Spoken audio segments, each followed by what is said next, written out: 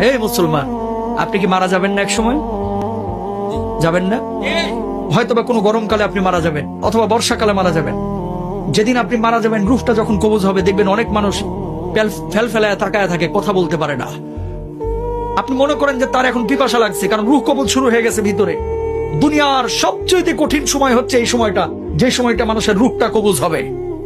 তখন আপনি যে এই যে মুখে পানিটা ঢেলে দেন, দেখবেন যে পানিটা গিলতে পর্যন্ত পারে না, ঠোঁটের দুই কিনারা দিয়ে ওই পানিটা বের হয়ে যায়। আল্লাহু আকবার। ঠিক ওই সময়টা আপনার স্ত্রী আপনার দিকে তাকিয়ে থাকে, আপনার ছেলে আপনার দিকে তাকিয়ে থাকে, আপনার মেয়ে আপনার দিকে তাকিয়ে থাকে, আপনিও কিন্তু তাদের দিকে তাকিয়ে থাকেন। অনেক কিছু বলতে চান কিন্তু বলতে পারেন না, কারণ আপনার ভিতরে যে জ্বালা তৈরি হয়েছে, এই জ্বালা আপনি ছাড়া আর কেউ বুঝতে পারে না, ঠিক কিনা? যখন মালাকুল মাউত রূহটা কবুল শুরু করে, মানুষজন যারা অপরাধী বারবার একটা কথা বলে, ও মালাকুল মাউত, এবারের মতো আমাকে ছেড়ে দাও, আমাকে নিও না, এবারের মতো তুমি আমাকে ছেড়ে দাও, আমাকে নিও না, আমাকে 10টা দিন সময় দাও, 2টা দিন সময় দাও। এই অবস্থায় আমি কবরে গেলে আমি জাহান্নামী হব, আমাকে মাফ করে দাও, আমার রূহটা এখন কবজ করো না। কিন্তু আমার আল্লাহ রাব্বুল আলামিন কি বলছেন? হাত্তা ইযা জাহাদাহুল মাউত ক্বালা রাব্বির জিউন লাআল্লি আ'মালা সালিহান ফীমা তারাকতু। আমার আল্লাহ রাব্বুল আলামিন বলছেন, এই দুনিয়ার মানুষ, তোর কি আমি 60 বছরের জীবন দেই নাই? তোর কি আমি 40 বছরের জীবন দেই নাই? তুই কেন তখন বুঝলি না? কেন সৎ কাজ করলি না? কেন তওবা করলি না? ও মুসলমান, এই রূহ কবজের সময় কষ্ট যন্ত্রণা আপনার আমার হবে না, এই গ্যারান্টি আপনারা দিয়েছে কে? যন্ত্রণা। আল্লাহর নবীর যখন রূহটা কবজ করা হচ্ছে, নবীজির কপালটা বারবার ঘেমে যাচ্ছে। আম্মা যারা আয়েশা বলতেছেন, ইয়া রাসূলুল্লাহ, আপনার কপালটা ঘেমে যাচ্ছে কেন? আল্লাহর নবী বলছে, আয়েশা, আমার বুকের উপরে যেন উহুদ পাহাড়টা চেপে ধরা হয়েছে। আল্লাহু আকবার। আল্লাহর নবীর যদি এই অবস্থা হয়, আপনার আবার অবস্থাটা কি হতে পারে আপনি জানেন না? এই বাড়ি যাবে না আপনার সঙ্গে, গাড়ি যাবে না, কিচ্ছু যাবে না। আপনি মারা যাবেন, ব্লেড দিয়ে আপনার জামা কাপড়গুলো কেটে খাটিয়ার উপরে আপনাকে রেখে, সন্তান সন্ততি বা আত্মীয় স্বজন বন্ধু বান্ধব ঘর থেকে লাশটা বাইর করে ওই বারান্দায় রেখে দেবে অথবা উঠানে রেখে দেবে। আপনার নাম ছিল আব্দুল কুদ্দুস, আব্দুর রহিম, সালমা, সাদমান, কত ভালো ভালো নাম। এখন কেউ আপনাকে নাম ধরে ডাকবে না, এখন আপনার নাম হয়ে গেছে লাশ। আপনার নাম কি? ওই মুয়াজ্জিন সাহেব মাইকে যে ঘোষণা দিবে, সেদিন আপনার নামের শুরুতে একটা ডিগ্রি লেগে যাবে, ডিগ্রি। সেদিন আপনাকে আর বলবেন আব্দুস সালাম সাহেব দুনিয়া থেকে বিদায় নিয়েছে, বরং বলবে মরহুম আব্দুস সামাদ আজকে দুনিয়া থেকে বিদায় নিয়েছে। ও মুসলমান, খাটিয়া যখন নিয়ে যাবে, সন্তানগুলোকে বলবে, ও সন্তান, তোর জন্য কি আমি বাড়ি করেছি না?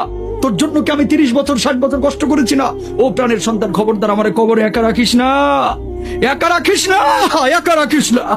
ওই সন্তানগুলো কবরের মধ্যে নামবে, বাবাকে যখন শুইয়ে দিবে, সন্তানগুলো একজন করে যখন উঠে যাবে, বাবা বলবে, ও সন্তান, তোর জন্য আমার জীবনের 30টা বছর শেষ করে দিয়েছি, ও সন্তান প্লিজ আমার একা রেখে যাস না, আমি থাকতে পারবো না, আমি থাকতে পারবো না।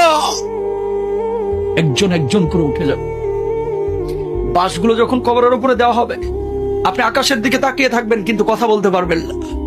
বুক ফাটা আর্তনাদ, কলিজা ফাটা কান্না। সেদিন আপনি কাঁদবেন কিন্তু কেউ শুনবে না। সন্তান একজন করে উঠে যাবে।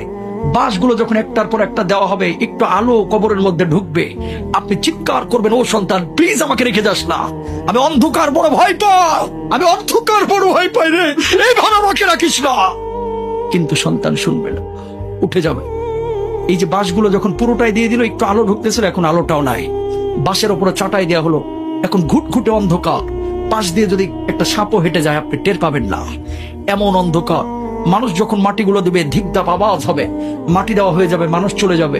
যখন দেখবে যে সন্তান একা থুয়ে, আপনার ভাই একা থুয়ে, আপনার বাবা একা থুয়ে, আপনার অন্য আত্মীয়রা একা থুয়ে আপনাকে থুয়ে কবরে চলে যাচ্ছে, পায়ের আওয়াজ আপনি শুনতে পাবেন। সেই সময়ের বুক ফাটা আর্তনাদ, কলিজা ফাটা কান্না যদি দুনিয়ার কোনো মানুষ শুনতে পাইতো, সঙ্গে সঙ্গে দুনিয়া থেকে বিদায় নিত। আল্লাহু আকবার। মানুষ দুনিয়া ধরতো না, তাহলে পাগল হয়ে যাইতো।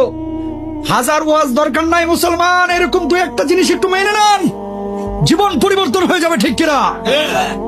ওয়াজ তো জীবনে বহুত শুনেন, আমি অত ভালো বক্তা না, কিন্তু একটা উপদেশ দিলাম, খালি আখিরাতটাকে প্রাধান্য দেন, দুনিয়ার জন্য এত পাগল হয়েন না। মেনে নিলাম আপনি রাষ্ট্রপতি হয়েছেন, আপনি প্রেসিডেন্ট হয়েছেন, বাংলাদেশের জনক হয়েছেন, বাংলাদেশের মালিক আপনি হয়েছেন, আল্লাহরে আপনি পান নাই, কোনো লাভ আছে? কথা কয় না। আপনি বাংলাদেশের কিচ্ছু না, একজন রিকশাওয়ালা, একজন ফকির, কবরে গেছেন, আল্লাহরে আপনি পেয়ে গেছেন, আপনার চাইতে সফল মানুষ আর কেউ নাই। কথা বলেন। সুতরাং দুনিয়ার সব কিছু পাইলেন কিন্তু আল্লাহরে পাইলেন না, কিচ্ছু লাভ নাই। দুনিয়ার কিচ্ছু পাইলেন না কিন্তু আল্লাহরে পেয়ে গেছেন, আপনি দুনিয়ার বুকে সবচাইতে বড় সফল। ঠিক কিনা ভাইরা আমার?